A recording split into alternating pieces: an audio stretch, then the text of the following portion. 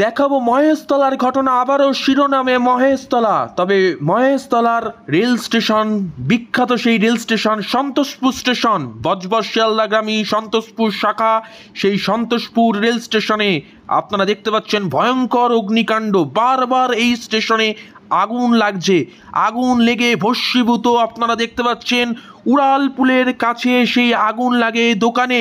বারবার এই জায়গা ঘিঞ্জি হওয়ায় বারবার এখানে বেশ কিছু দোকান কোনো রকমভাবে রেলের তরফ থেকে প্রশাসনিক ব্যবস্থা না নিলেও বারবার এখানে প্রায় 4 মাস অন্তর অন্তর আগুন লেগে যাচ্ছে।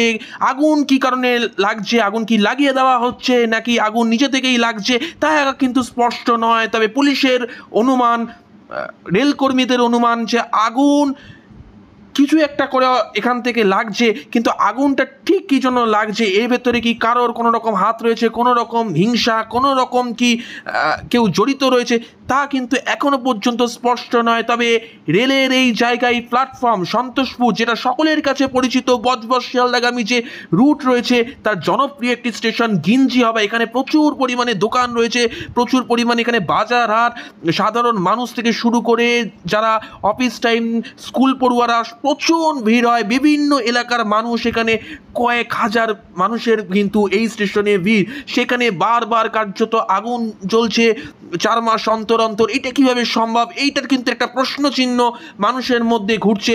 বারবার এখানে আগুন কিভাবে লাগছে, আগুনের পিছনে কি কারোর কোনো রকম মদত বা হাত রয়েছে তাও কিন্তু রেলকর্মীরা জানছে। তবে ট্রেন চলাচল ব্যাহত। আপনাদের আবারও জানিয়ে রাখি, কেবিপি আনন্দ সেই চিত্রই তুলে ধরছে। রেল চলাচল বন্ধ।